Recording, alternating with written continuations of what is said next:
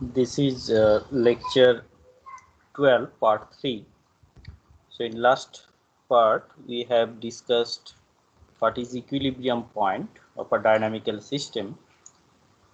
So in this part we will be discussing that linearization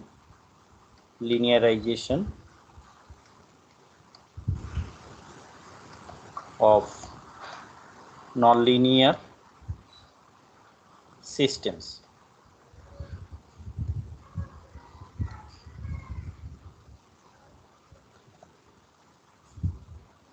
So let a nonlinear system be given as, so let a nonlinear system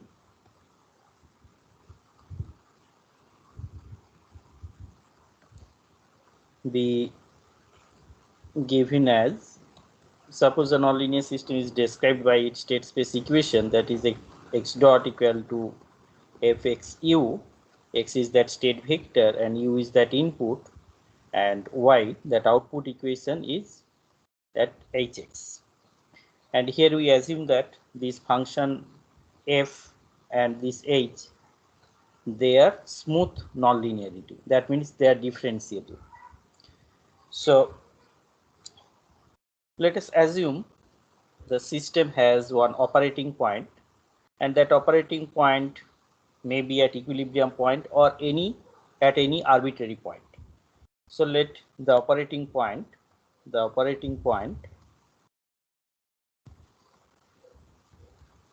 is, we assume that operating point is x0, y0 corresponding to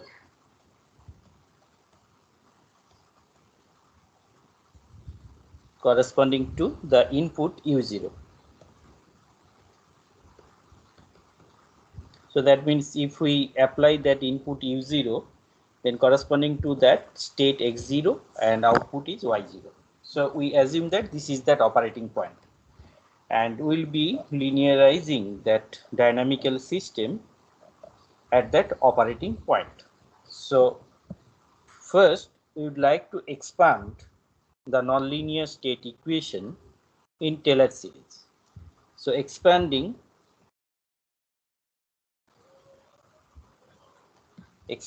the nonlinear state equations, that means that system equation as well as that output equation, into Taylor series. I think you all know that Taylor series. You have studied it in basic calculus. So if we expand it with respect to that operating point, what we get? So the first, that system equation x dot equal to that f x0 u0. So with respect to this operating point, we are expanding it. So the first term, this function of x0 u0, then you take the partial derivative of that function xu with respect to x, and you calculate at that operating point, that is at x0 u0, and this is that perturbation.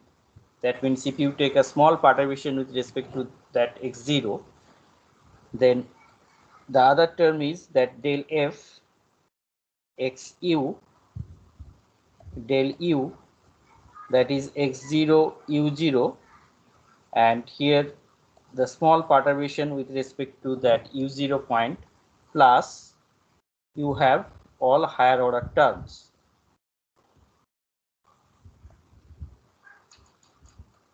So we are only taking the first order terms, and what would be that output equation? That output equation is y equal to h x0 plus, as we have assumed that it is not function of u, only it is function of x, so that's why del x del x, you find it at x equal to x0, and this is that small perturbation plus higher order terms.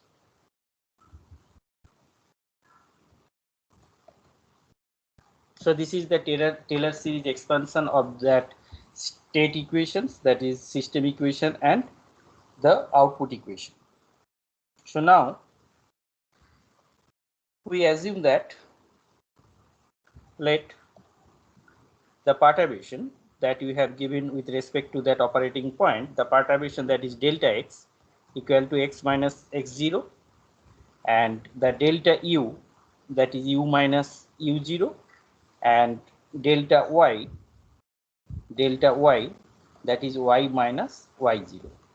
So this is that perturbation with respect to that operating point. And you can note that since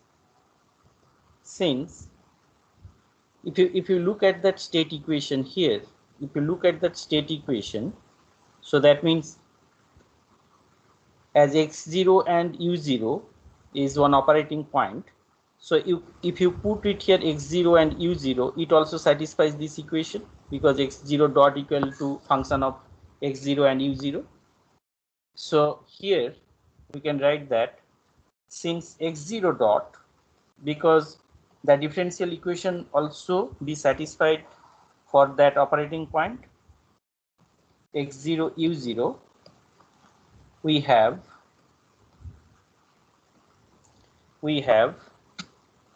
delta x dot, because here you can see here, so for this particular perturbation, so if you take derivative, so you have that delta x dot equal to x dot minus x0 dot.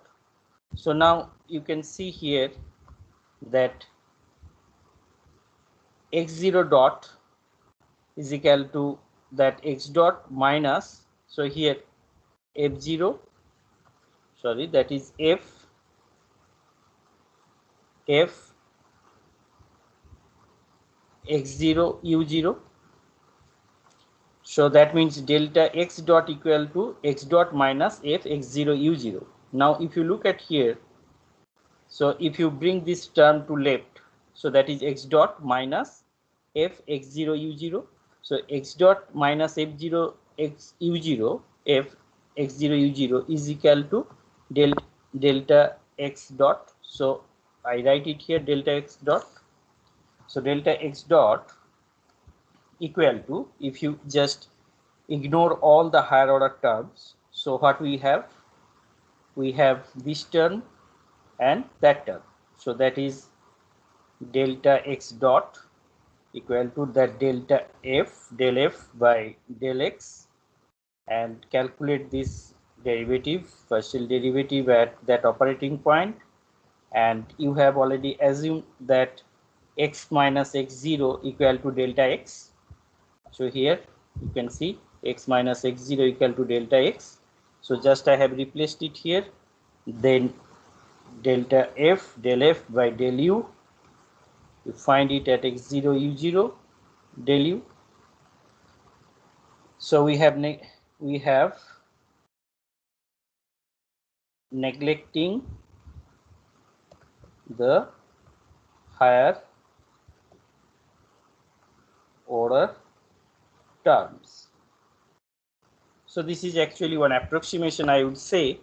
So that's why in place of equal to, I can put that it is nearly equal to, and here what would be the output equation? So output equation, similarly here, if you take that y x0 to the left, so y minus hx0, here you can see as y0 equal to hx0, so y minus hx0 equal to delta y. So you have another equation, that is delta y equal to that del h by del x, calculated at x0, that operating point, into del x. So here you can see that means whenever a nonlinear system is described as x dot equal to function of x and u, and output equation is y equal to hx, then just by expanding those state equations in Taylor series, and defining that perturbation as taking a very small perturbation with respect to that operating point, you can have the delta x, delta u, and delta y, and finally you have one linearized model of that nonlinear system, that is delta x dot equal to del f by del x, calculated at that operating point x0, y0, delta x, and this term and this term. So this is the linearized model. And here, if you, so here we have just considered that x is a single vector. So if you have a state vectors like, say here xi dot, so many state variables are there, function of x1, x2. Say suppose you have n number of state variables and m number of inputs. So then the linearized system, linearized model is ddt of, so del x1, that is that perturbation of this first state, this is for the second state, this is that perturbation with respect to that operating point. So any operating point you can take, but normally we choose that operating point as that equilibrium point. And here, as you have, so here you can see that you have n number of states, x1, x2, and up to xn. So you have here I, so you have n number of functions, that is f1, f2, f3, like that. So then you have a matrix that is del f1 by del x1, del f1 by del x2, like that, del f1 by del xn. Similarly, you have del f2 by del x1, del f2 by del x2, and del f2 by del xn. Similarly, you have that del fn by del x1, del fn by del x2,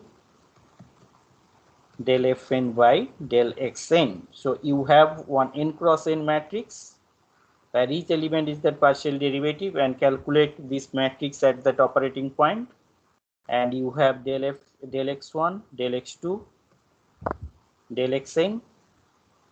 Similarly, as you have m number of inputs, so you have that B matrix, that is del f1 by del u1, del f1 by del u2, del f1 by del um, so del f1 by del u2, so here you have that del f by here f2 by del, sorry, so this is u1, this is u2, so del f2 by del um. Similarly, you have del fn by del u1, del fn by del u2, and del fn by del um. So this is actually your linearized model's input matrix, and that input vector, that is del u1, del u2 to del um. So this is that input matrix you have. And similarly, so if you take that, okay, you have a single output, so you can write that, say del y, but you have n number of vectors, that is del h by del x1, del h by del x2, So here del H by del X n number of state variables, and here you have del X1, del X2 to del Xm.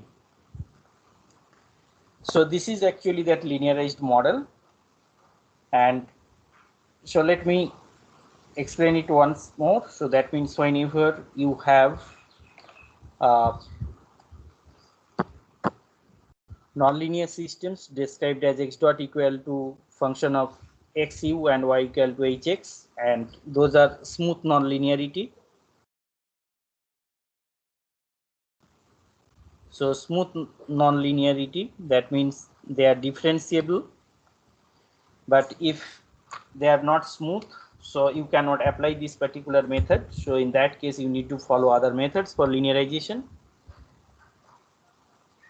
So then first, by expanding that nonlinear state equations in Taylor series, you can have it, and then you can calculate those values at some operating point. Normally when you linearize that nonlinear system, we do it at equilibrium point, and already in last part, in previous part, we have discussed what is that equilibrium point and how to find that equilibrium points.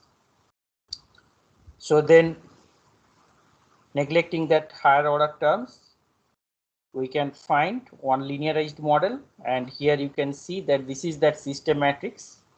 This is that system matrix of the linearized system. This is that input matrix, and this is that output matrix. So this is system matrix, and this is input matrix,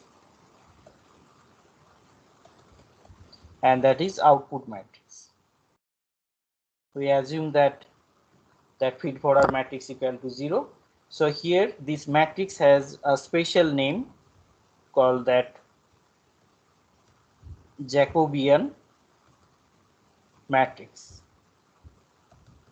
So this input matrix, the system matrix, is known as Jacobian matrix. So sometimes this method is also called the Jacobi method. So that means here whenever a nonlinear system is given with smooth nonlinearity, so you can expand those state equation and output equation in Taylor series, and you can have that Jacobian matrix, that is that system matrix, input matrix, and output matrix. So this is that linearization of our nonlinear systems with smooth nonlinearity. So we will just understand this technique via one example, and it is actually one physical system, and those who will be performing control and instrumentation lab, they will be performing this experiment in the lab. So first we will just derive the mathematical model of this setup, and this is actually one engineered systems, physical system. So first we will just derive the mathematical model of that physical system, and then we will linearize it, because you will see that it is nonlinear systems, and it has smooth nonlinearity. So we can follow this method that we have discussed now. So the first example, what we are just trying to study, going to study now, so that is that modeling of attractive type magnetic levitation system.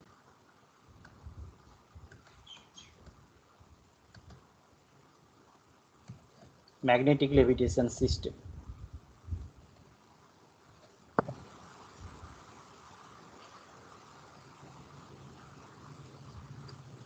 So this is actually the setup, the schematic diagram.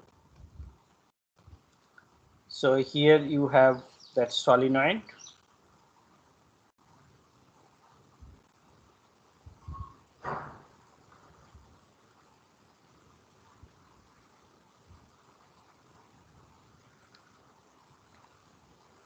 this is that solenoid, and you have applied some voltage source here.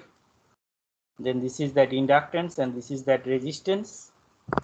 So now whenever some current will flow through this circuit, some current I, then there will be some attractive force will be generated by that magnet, and this is a ball, steel ball with mass m, and suppose this distance is y, suppose this distance is y.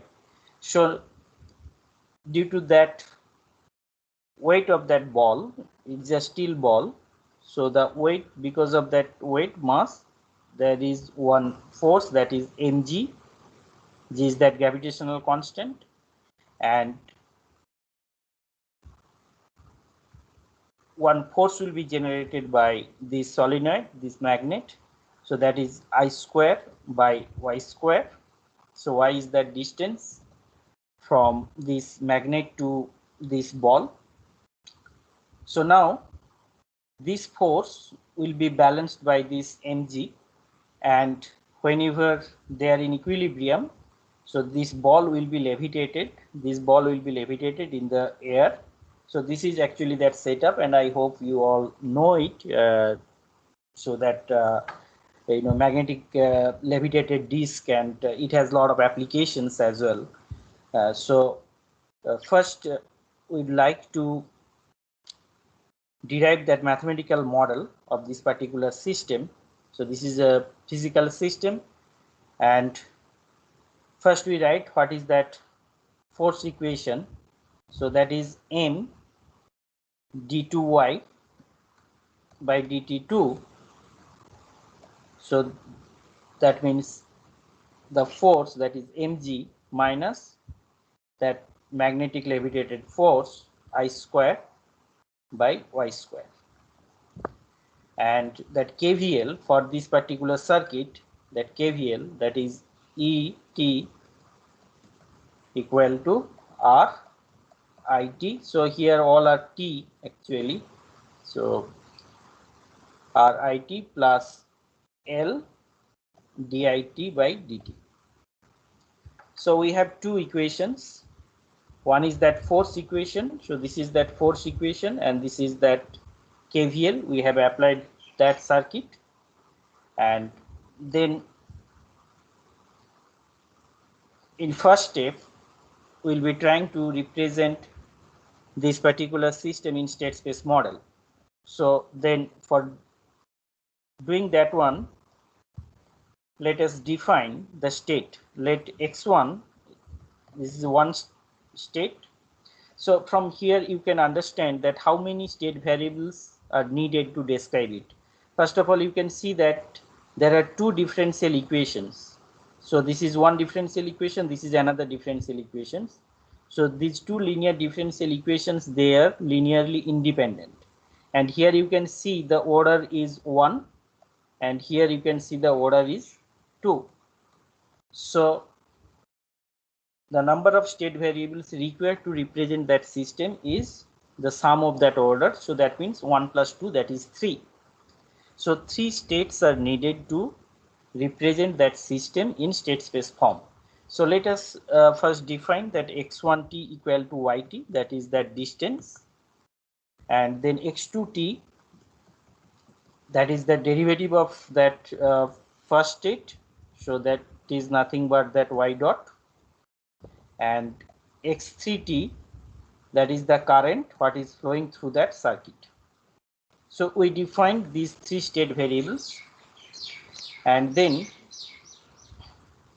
we can see from here, the first equation you can see that d2y by dt2.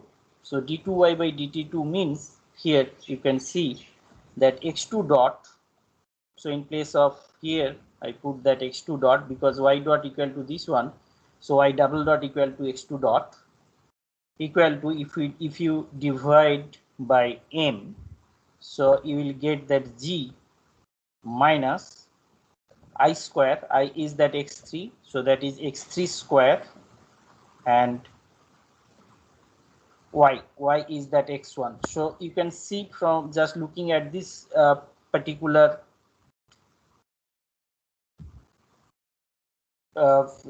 state equation that it is a hugely nonlinear system. And what is that x1 dot? The x1 dot equal to x2, already you have defined here. And what is x3 dot? X3 dot here, that is from this equation, if you divide by L, so then you can find that x3 dot equal to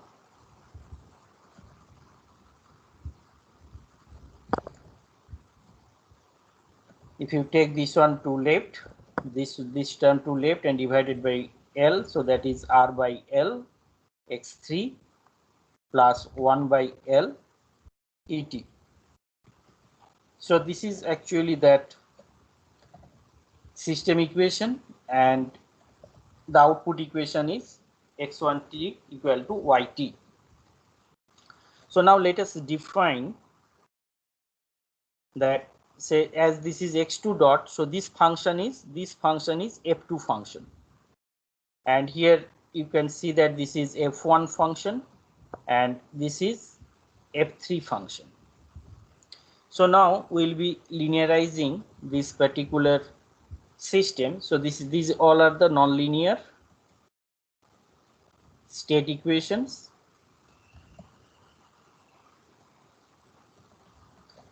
So I hope it is clear that why it is nonlinear. You can see here that this is x3 square divided by x1 square. So this term actually makes this system nonlinear.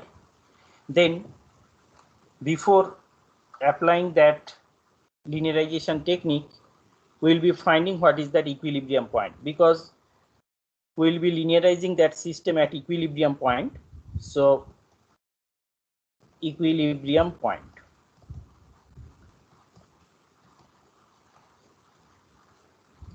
So as you know that for finding equilibrium point, you need to make that x1 dot equal to 0, x2 dot equal to 0 and x3 dot equal to 0.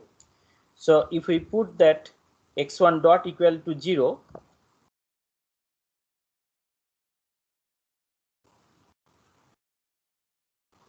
so that is x2 equal to 0 here.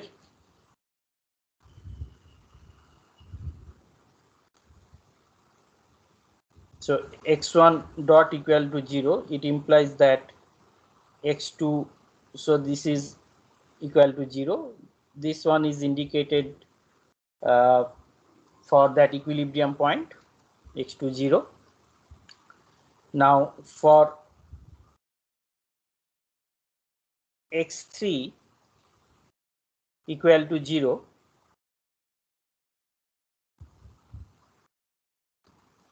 so x2 dot equal to 0, if you just put x2 dot equal to 0, so the first equation you can see here, so then that would be g minus x3 square divided by x1 0 square equal to 0. And for x3 dot equal to 0, we get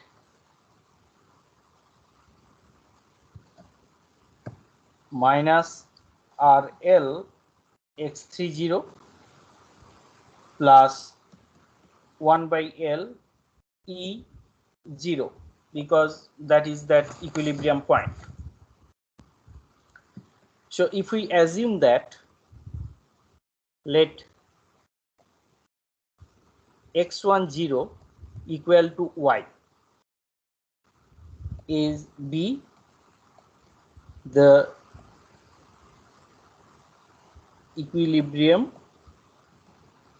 distance. So that means here if you look at this particular diagram, so if you would like to levitate this ball, say suppose at 5 centimeter distance, so this distance is say suppose 5 centimeter. So that means if we assume that this distance is 5 centimeter, that means our objective is to levitate that ball at 5 centimeter distance. So that means we assume that this x0 equal to y, that means x1 0 is equal to 5 centimeter, is the equilibrium distance. So then from this particular equation you can see that x30, so here you can see x30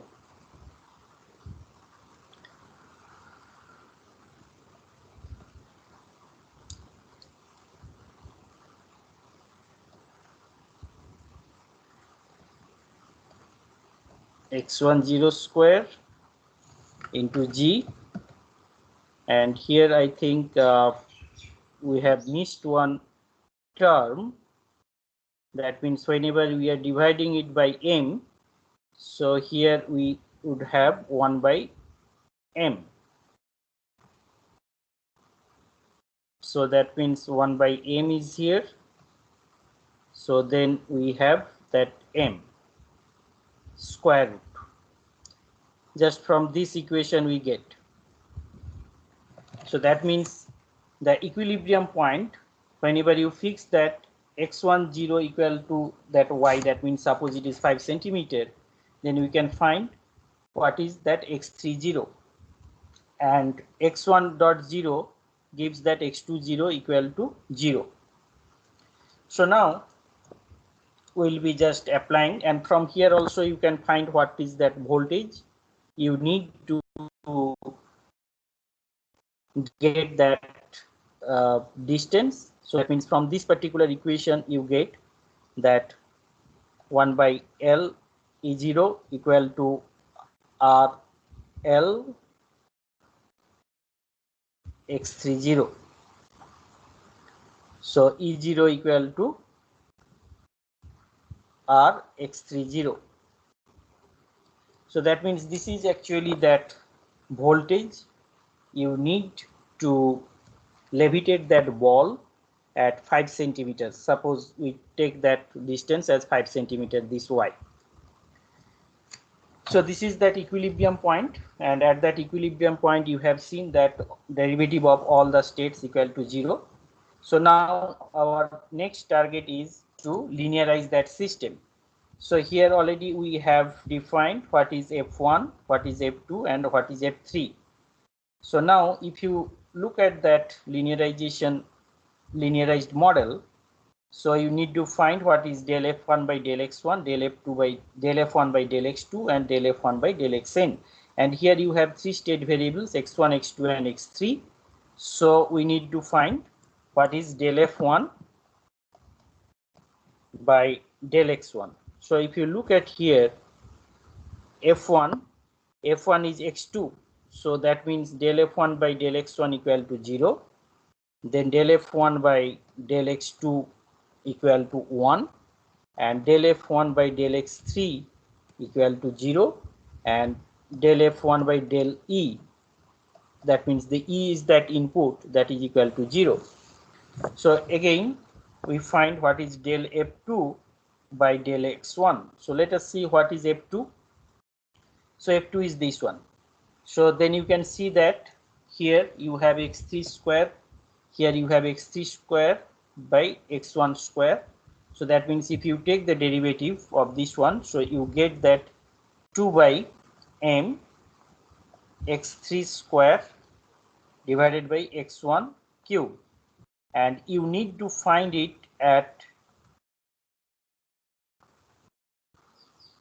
the equilibrium point, and that equilibrium point is x10, x30. So if you replace it here, you get that 2 by m, and you can see here it would be x30 square divided by x10 cube.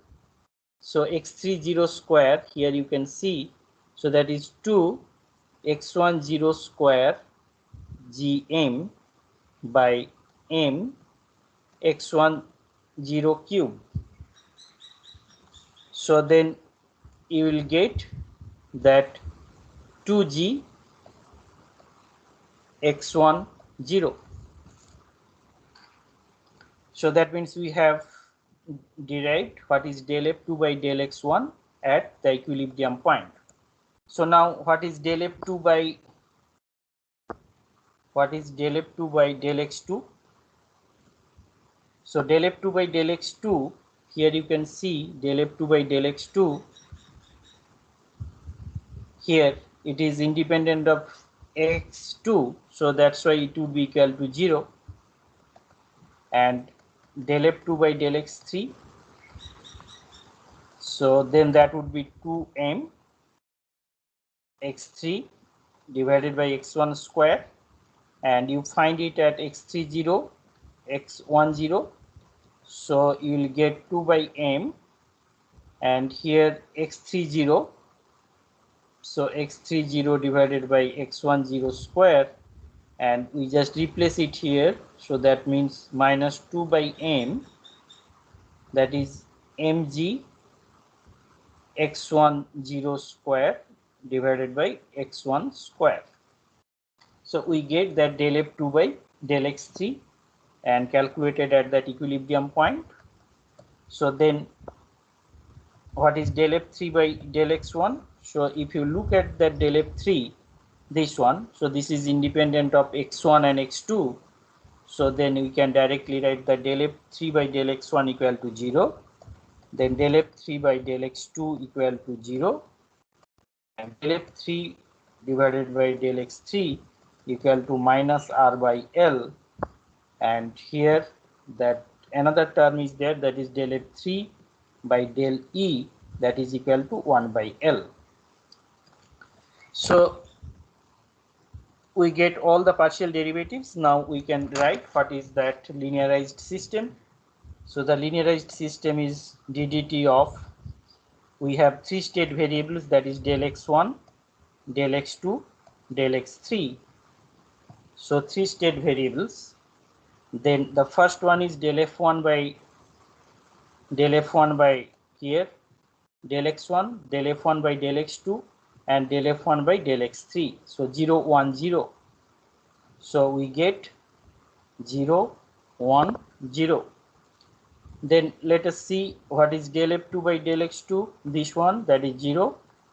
Then del f2 by del x3 calculated at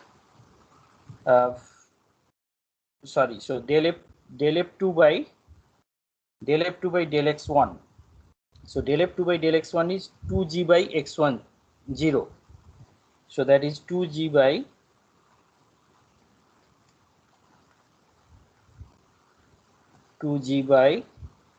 x1 0.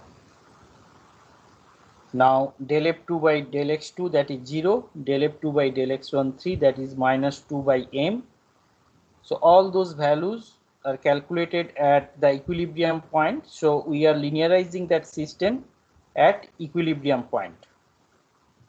Then del f3 by del x1 equal to 0 minus r by l, and here you can see that this is del x1, del x2, del x3, and that input matrix is 0 0 1 by l e, delta e. So this is that linearized state equation, system equation. So let us see what we have done here. So this is that modeling of attractive type magnetic levitation system. This is a physical system, and it has one winding, and this is that solenoid. Whenever current is passed through this coil, then attractive force is generated, and this is one steel ball. This is a steel ball, and it has some mass. Because of that mass, you have that mg, and that mg is balanced by this particular force. So we have this force equation, and we have that KVL for that winding, and finally we get that nonlinear equation. We have defined three state variables, that is that distance and velocity and that current, and from there we get that nonlinear state equations, and then we have calculated that equilibrium points, and with respect to that equilibrium points we have linearized that system. So this is one physical system, and let us take one more physical system. Say, suppose if we take a circuit, then how to get that model, and we'll be applying all the methods that we have learned. So let us take one more example. So suppose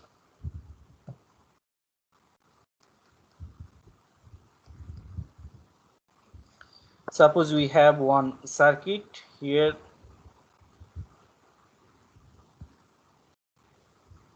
one inductor. So here you have one source, voltage source. Here you have that capacitor and one resistor, R2, L2. Suppose this voltage is EC, C is that capacitance, L1 is that inductance, and R1 is that resistance. And you have suppose applied that input voltage ET, and current flowing here, that is I1, and current flowing here, this is I2. So now the problem is as follows. So represent the circuit here, represent the circuit in state space,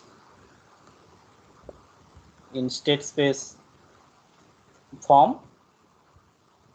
Also draw the signal flow graph and find transfer function from ES. ES is that Laplace transform of ET, ES to I2S. So this is that problem. So here first we write the differential equation, just we apply that KCL and KVL. So this is, I am not going to discuss those things in detail. So you can see that di1 by dt plus R1 I1 plus ECT, that first KVL I am writing for the first loop here. So this is that loop.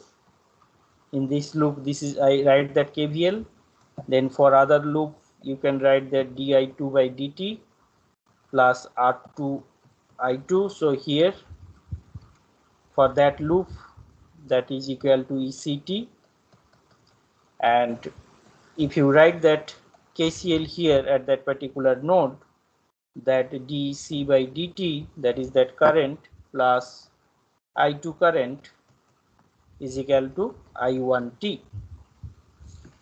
So these are the three differential equations you have. So then you can write these three differential equations in state space form, because these three are the linearly independent equations. And if you write it in state space form, what you get, that is di1 by dt, and here di2 by dt,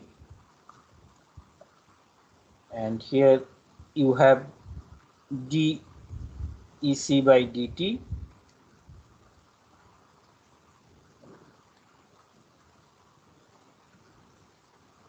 So one thing you can notice here, there are three state variables, and also just by looking at that circuit, you can also understand that how many state variables are needed. So basically the number of energy storing elements, so that is one inductor, this is another inductor, and this is one capacitor. So number of energy storing elements is equal to actually the number of state variables you need to completely describe that circuit. So in this case, as there are three energy storing elements, so we need three state variables, and here you can see the state variables we have defined, that I1, I2, and the voltage across that capacitor. So if we just write these three equations in matrix form, what we get, that is R1 by L1, 0, that is minus 1 by L1, 0, minus R2 by L2, and then 1 by L2, then 1 by C, minus 1 by C, and 0. So I am just writing those differential equation in matrix form, and we get this particular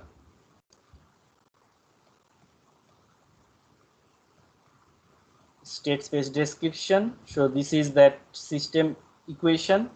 So then we need to write what is that output equation. So output equation, that is I2, because you can see here we need to find that what is that current I2. So here that I2 equal to, this is that second state variable, so that is I1, I2 and EC. So we have one circuit, and for that circuit we get one state space model. First we write that differential equation, and from there we get that state space model. So now we need to draw the signal flow graph.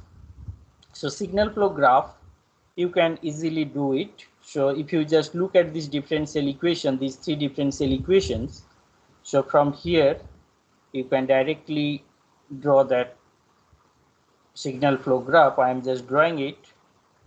So here this is one node, 1 by L1, and input is your ET, and this node is actually dI1 by dt. So I1 dot, here you can see that I1 dot, we are actually doing this one. And then you can see, if you take one integration here, if we take one if you put one integrator here, so that would be actually your I1, and then you need one feedback here, so that is minus R1 by L1. Here you can see, if you divide this one divided by L1, and if you take this one to right hand side, so then that would be I1 dot equal to minus R1 by L1 into I1. Another one is 1 minus 1 by L1 into EC. So here if you just multiply this one with 1 by C, then you will get, here you can see this one,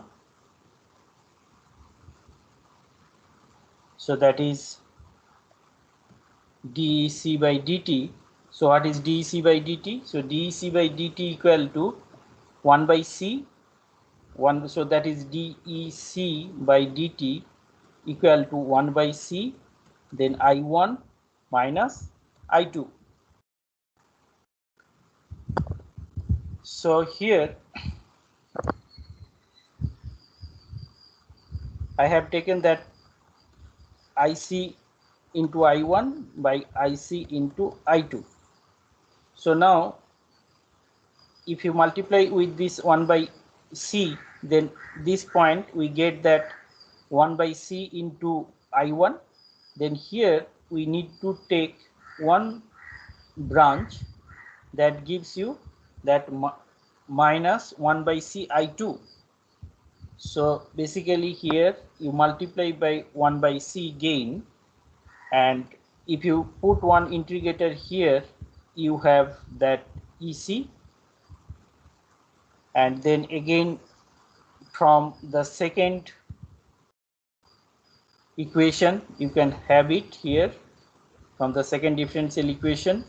If you divide by 1 by L2, you get that dI2 by dt, and here you just put another integrator, then you have that I2. So now you join this loop here, then dEC by dt equal to 1 by CI1 minus 1 by CI2. So that one is satisfied, and this is your output 1. And here you can see that, so here you can write that di1 by dt.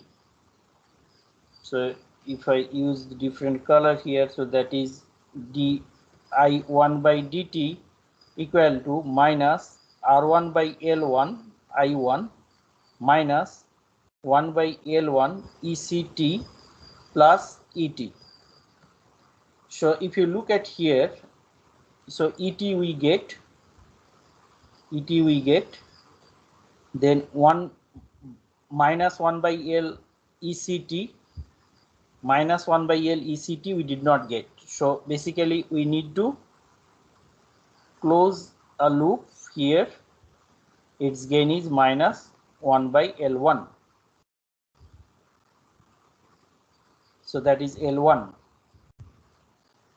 So we get that one, and this is minus R1 by L1 I1. So minus R1 by L1 we get it. So this one is done. And what happens in case of di2 by dt2? So here we can see that di2 by dt2. So in this case, so that is di2 by dt. If we take on the right hand side, that is r2 by l2 I2 plus 1 by L2 ECT. So here we can see that di2 by d2, that is 1 by L2 EC, 1 by L2 EC, we get this term. So we need to get that term. So that means one feedback is needed with the gain minus R2L2 from I2. So that means from I2, this is that I2, this is that I2. So we need one feedback here. So that is minus R2 by L2. So this is actually that signal flow graph. And here, from here you need to find what is the transfer function. So apply that Mason's gain formula. So apply Mason's gain formula. So for applying Mason's gain formula, first we need to find what is that forward path. So here you have only one forward path. So only one forward path. So then if you see the gain, that is 1 by L1. So that means I am writing here that is I2S, that is that output by input ES. So the forward path, only one forward path is there, that is 1 by L1, then 1 by S, then 1 by C, then 1 by S, then 1 by L2, then 1 by S, and that one is equal to 1. So this is actually that forward path gain. So now we need to find that how many loops are there.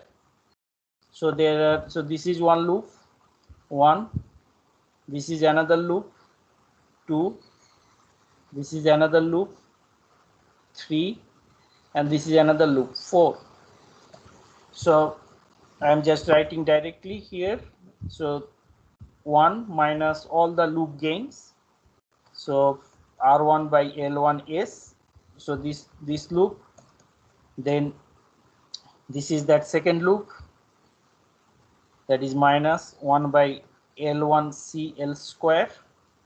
Now this is that third loop, minus 1 by L2C square, and this is that fourth loop, that is R2 by L2S.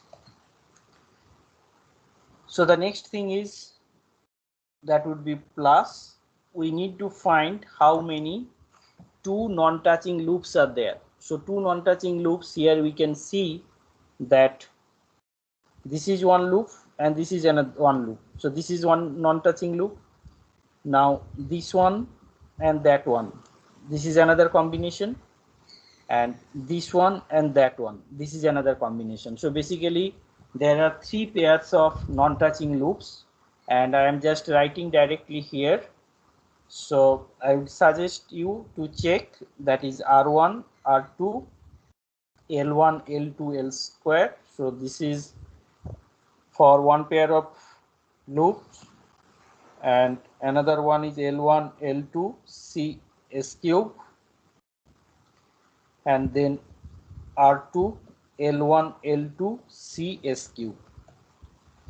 So in this particular signal flow graph, there is no 3 non-touching loops. So basically we can stop it here, and then the transfer function that you would have, so you will simplify that one and you get the transfer function, that is L1, L2, C S cube plus R1, L2 plus R2, L1, C S square plus L1, L2, R1, R2, C S plus R1 plus R2. So this is the transfer function. So what we have done in this particular problem, so one circuit is given, one simple circuit, and then we need to first find that state space. We write 2 KVLs and 1 KCL, and then we have written that differential equations in state space form, that is that system equation, and this is that output equation. Then from that state space equation we have drawn that signal flow graph, and from that signal flow graph we have applied that Mason's gain formula, and we get the transfer function from that applied voltage ES, the applied voltage ES to that output, this current I2. So we now will be discussing one mechanical system, and from there we'll be trying to establish the analogy with electrical circuit.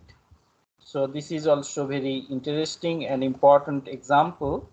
So suppose, so this is that schematic diagram of one mechanical system. So suppose this is that spring, and here you have a mass. You have applied that force on that mass, and then the displacement is xt. And suppose one damper is here, that is the dashpot or damper. Spring constant is k, and the damper viscous coefficient is b, and mass is m. So now for this particular spring mass damper system, so what would be the differential equation? That is Ft equal to m d2 xt by dt2 plus kx plus b dx by dt. So this is the differential equation, and let x1 equal to xt. So this is one state variable, and the other state variable is the derivative of this one, so that is dx1 by dt, that is equal to x2. So this is velocity, and that is position. So we have taken two state variables, one is that velocity, another one is the position.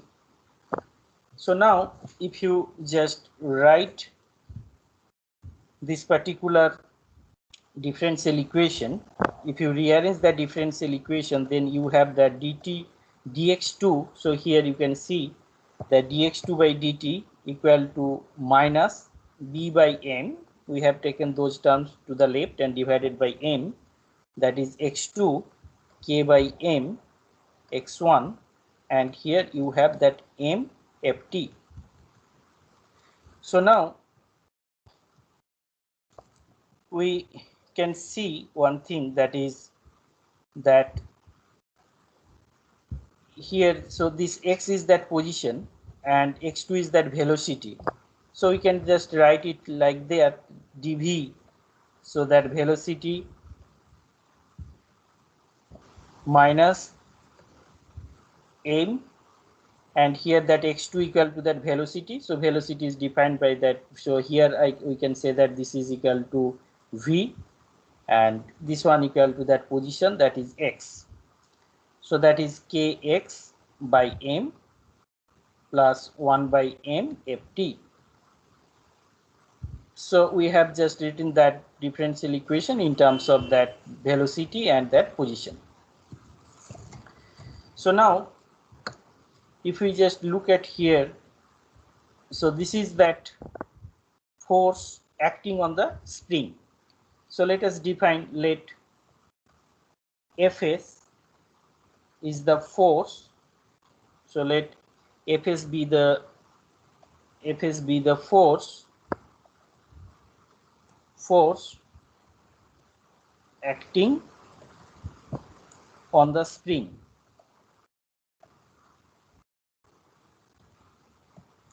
So then you can see here, so Fs equal to kx.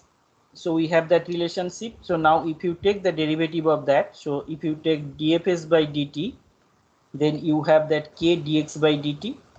So then this one equal to k into v, because dx by dt equal to velocity. So then we have that 1 by k, if we take k to the left. So 1 by k dfs by dt equal to that v. So we have that relationship here. That means if we consider that Fs is the force acting on that spring, so then we have that relationship, that velocity is equal to 1 by k into dfs by dt. So now if we just draw one series RLC circuit, so then what will you get? If you draw one series RLC circuit here, and that force, that is that voltage applied to that circuit is equal to that Et, and current flowing, that is It. Here you have that R, L and C, and that voltage is Vc, voltage across that capacitor is Vc.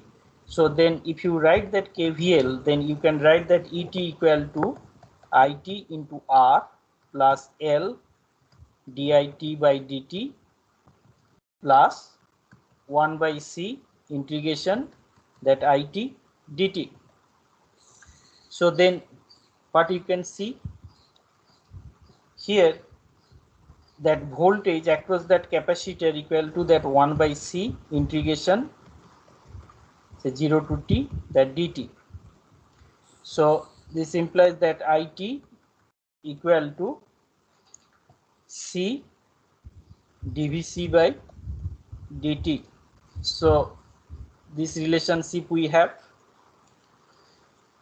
So now if we represent this one in terms of, say, that is d, if we just rearrange this one, so dit by dt equal to, if we take those terms to left, so that is we have R by L It, and then 1 by L that is VCT. So here you can see that in place of this one is Vc, so you have VCT plus 1 by L Et. So now you can see here, that means whenever you have a spring mass damper system like this, you have this equation, and if you just define that, okay, Fs is that force acting on the spring, then we have this equation. So these two equations we are getting, this equation and that equation we are getting from that spring mass damper system. And here if you have a series RLC circuit, then you have this equation KVL and this relationship. So now let us compare it. So if we start comparing, so then what we can see here you can see that dit by dt, and in this case dvt by dt. So that means that velocity and the current,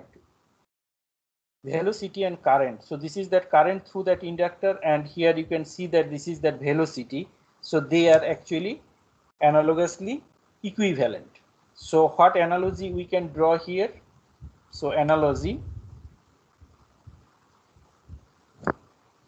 so if we draw the analogy, so that means force that is Ft, which is that voltage source EMF. So this is actually that electrical equivalent. So that means here you can see that this is that force, and here you can see this is actually that EMF, and then that is 1 by L, and here you can see that this is 1 by N. So here mass and inductance, they are equivalent. That means that mass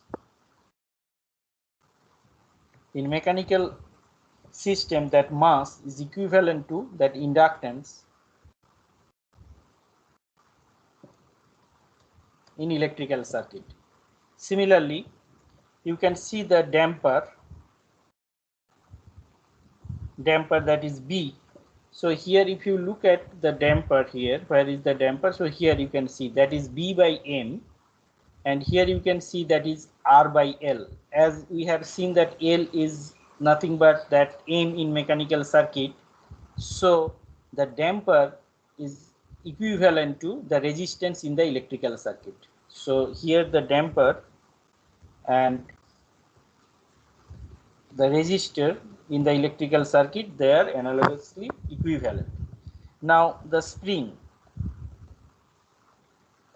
so that spring K, you can look at here this equation IC equal to dVc by dt, and here you can see that dF by dt equal to that V. So that means here you can see that the C and 1 by K, they are actually that inverse relationship they have. So that spring and inverse of capacitance, that is 1 by C. So what we are trying to do, we are just trying to find that analogy with the electrical circuit with the mechanical. So now the force acting on spring,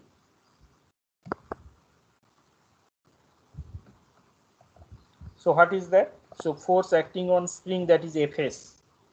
So you can see here the force acting on spring, that is Fs. So Fs equal to that Ks, and here dFs by dt, and here you can see the dVc by dt. So that is the actually the voltage across the capacitance.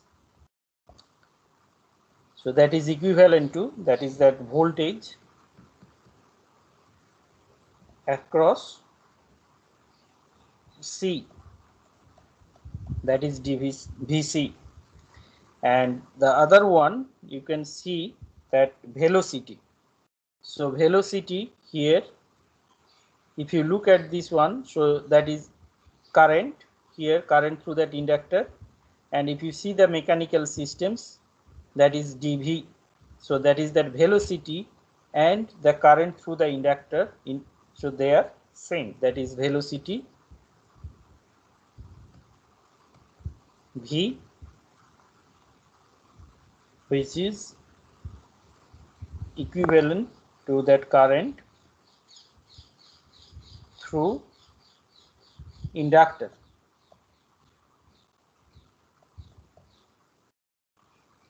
So it is very interesting to see, that means whenever you have a mechanical circuit, a mechanical system, so you can just draw analogy in electrical network. So that means if you have a spring mass damper system, you can see that analogically in spring mass damper system, so you can say that force acting on that mass is equivalent to the voltage applied to that circuit.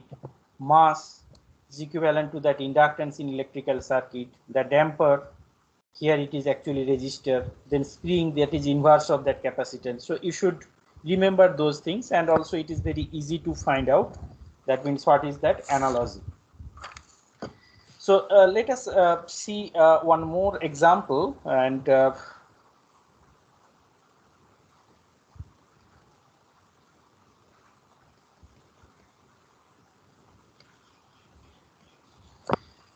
so this example, it is actually that modeling of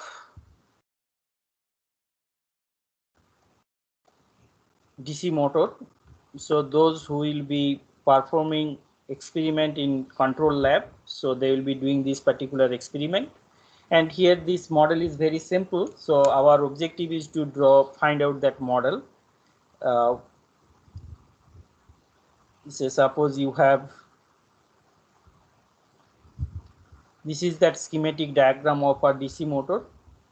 This is that brush, and this is that DC motor. So it is very important because the DC motor is used in control systems as an actuator. That is that motor torque, and here suppose you have that load torque TL. Now you have applied some voltage, that is VA. The current what is flowing, that is IA, armature current, and this is that armature inductance. And you have some field coil, that means that field current is flowing here, that is that RF and LF. So because of that field, you know that force will be generated and that motor runs. So here let us just define those nomenclature, that is that Jm, that is motor inertia, then Bm, that is that viscous friction coefficient, then Tm, that is actually that motor torque, motor developed torque, and TL is the load torque, theta, this is actually that rotor displacement,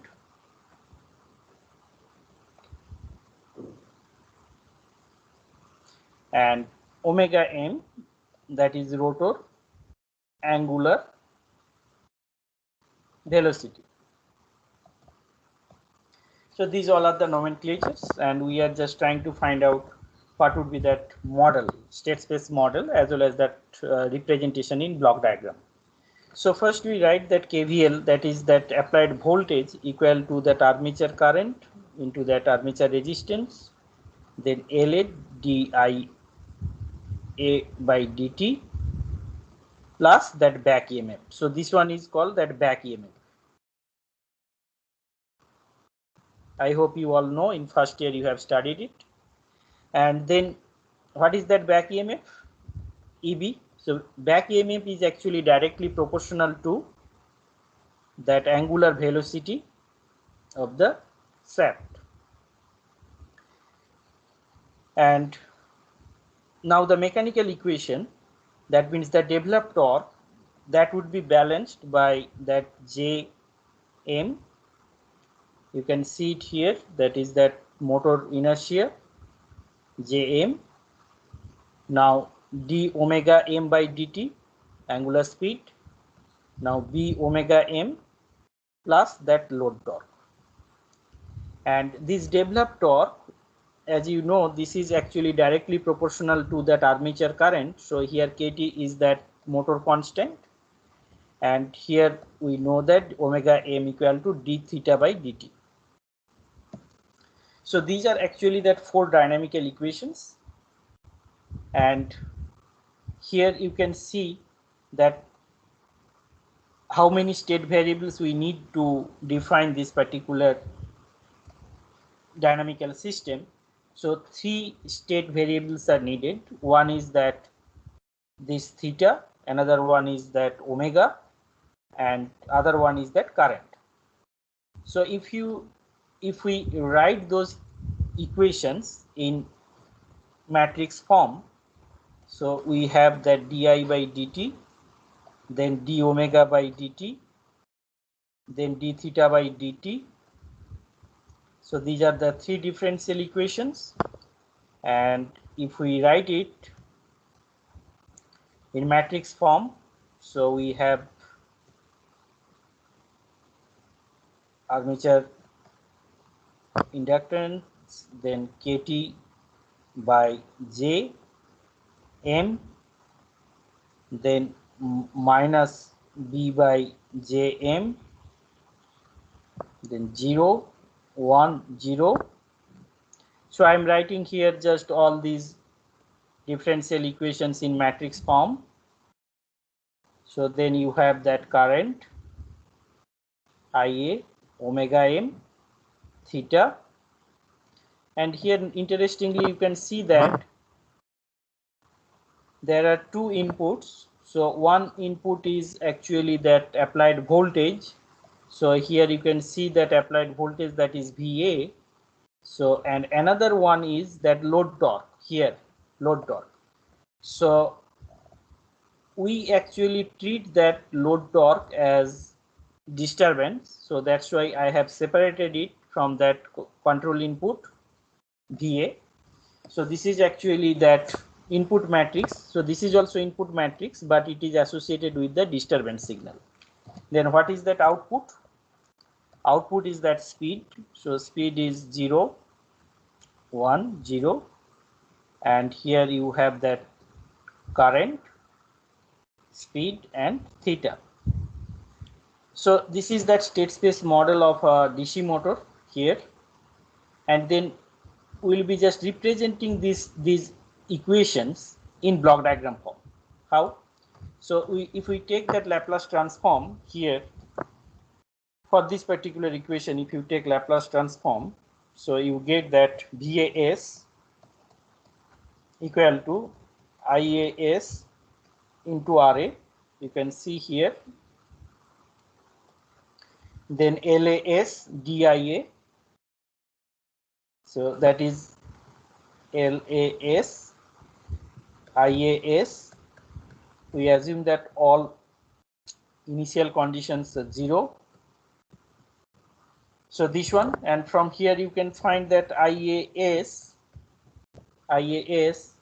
if we take common here and if you divide it, so then IAS, we take that VAS minus KB omega MS here, and if we divide it by RA plus LAS, then we get this relationship. And the other one, if we take the Laplace transform of this particular differential equation, we get that KT IAS equal to JMS omega MS plus B omega MS plus TL. So now if you write it in this form, that is omega MS, that is 1 by JMS plus B, we have taken common here, and then KTIAS minus TLS.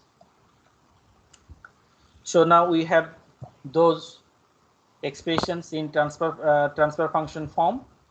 So then we can easily draw that block diagram. So we can see it here. So this one, if you apply that voltage VAS here, then you have one feedback path, that would be that KB omega M.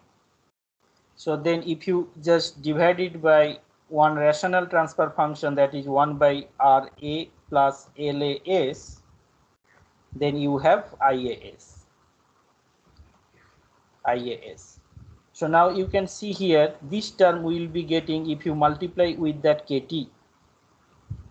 So now you have another summar here plus, then you need to put one external signal, that is TL here, which is acting as disturbance. Then if you divide this one by 1 by JMS plus B, then the output that you will get, that is speed. And here you can see that this is KB into omega M. So basically here in the feedback you have KB, and this is that feedback path. So this is the block diagram of a DC motor, and sometimes it is asked that the DC motor uses inherent feedback.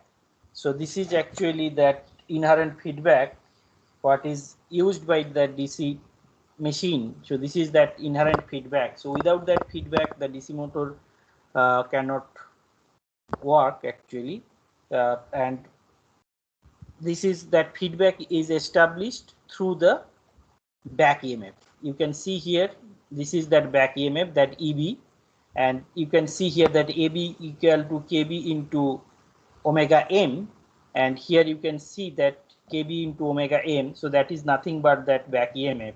So this feedback is established in DC machine through the back EMF. So now this is actually that last physical example we are going to discuss, that is that cart inverted pendulum system, and which is a very interesting as well as very useful physical systems, and it has huge applications, and those again will be performing experiment in control systems lab, so they will be performing that experiment. So this is that example, this is the last example, I am just going to discuss, that is that inverted pendulum.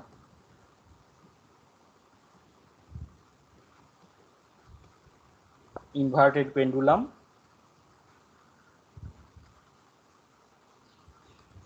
mounted on a motor driven cart. So here I am just drawing that schematic diagram. So schematic diagram is here. So suppose you have that cart and one pendulum is fixed like this, and this is actually that inverted position, upright position, and if we say that this is angle theta and the total say distance is equal to, so this length is suppose 2L, so this one is L and this length is L, and suppose the mass of that cart is capital M and this is that center of gravity, so the mass of that rod is M, so one force will be acting here, that is mg, and here you can see that this length, this one would be L cos theta, this length, and here you can see that this length would be the distance from this one to that point, so that is actually L sin theta.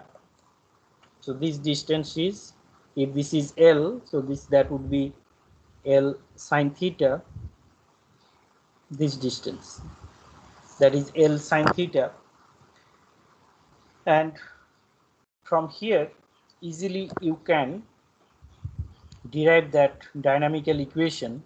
So suppose this is y and here some input is applied, that is that u, and suppose this distance is x, so this distance is x. So now we can just represent those terminologies here, that is that m, that is mass of the pendulum rod,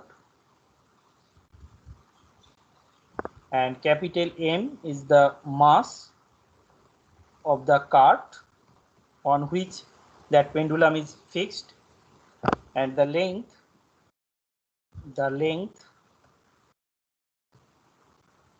of the pendulum rod equal to 2L.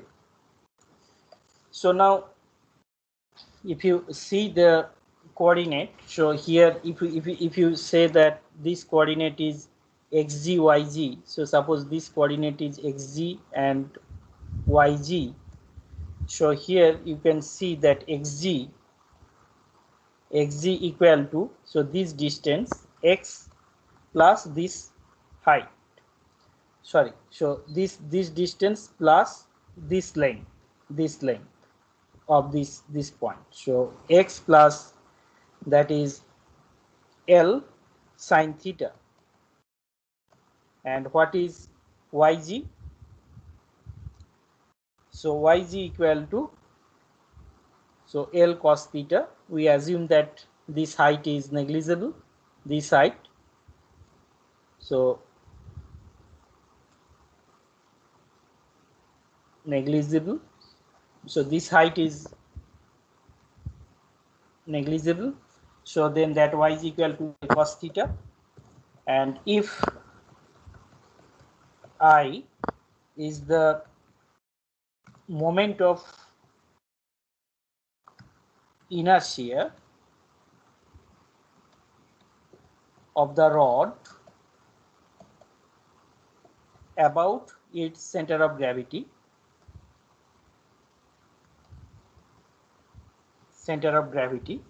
so then we have that equation I theta double dot. Here you can see that this is that theta. This theta is very small.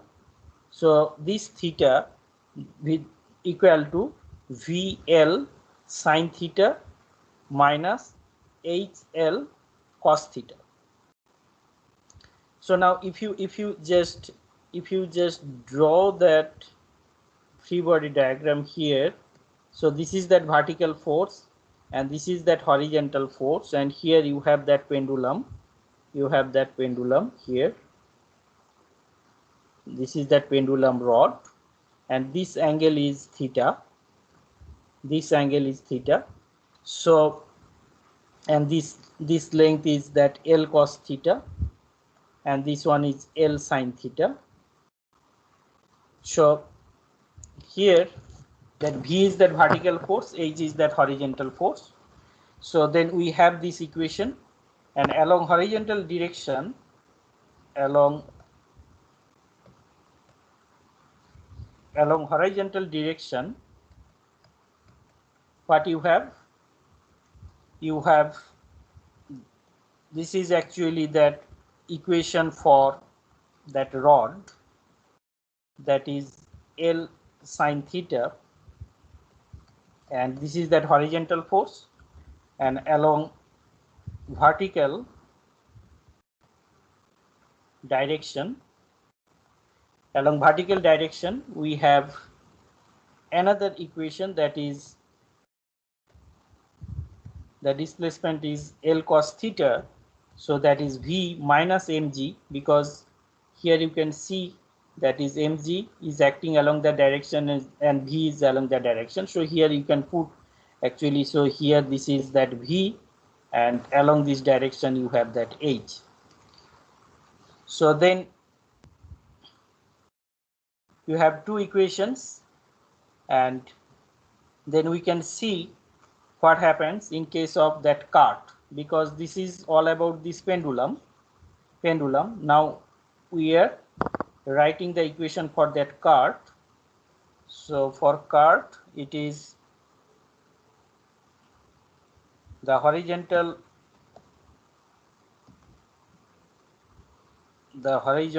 motion of the cart is described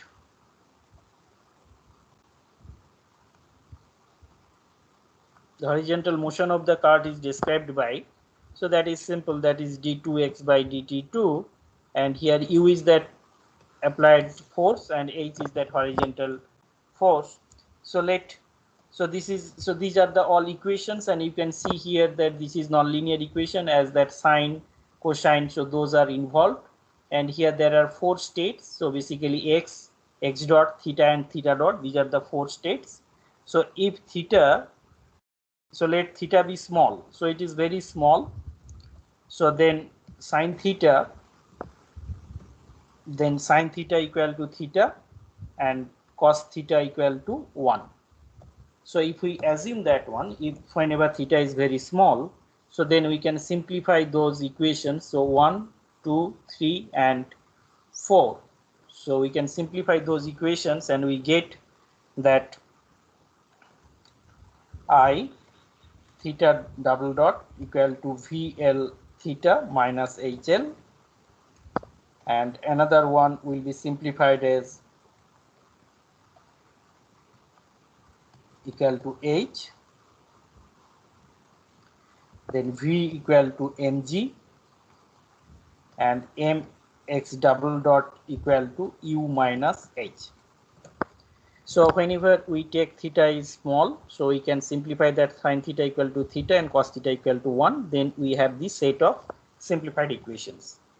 So hence we obtained, just from these four equations, if we replace that x double dot and theta double dot, so then we get that m x double dot plus small x double dot ml theta double dot equal to u, and we have another equation, that is, so here that I double dot equal to, if we take that one on the right hand side, then we have ml x double dot plus l theta double dot. So the first one will get this one, and just by simplification we will get another dynamical equation, that is 1 I plus m l square theta double dot plus m l x double dot equal to mg l theta. So these are the differential equations that you would have, and this is actually that model of one inverted Kirk pendulum system. And here just let us see what we have done.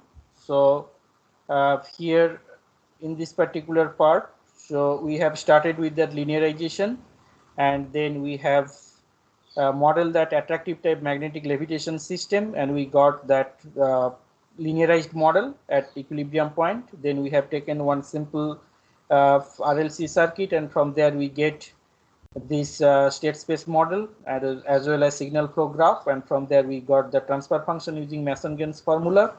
Then we have drawn that analogy between that mechanical systems and electrical system, and then we have modeled that DC motor, and the last one what we have done, that is inverted pendulum mounted on a motor driven cart. So it is inverted cart pendulum systems, and so this is some physical systems that we can model using the techniques that you have learned in this course.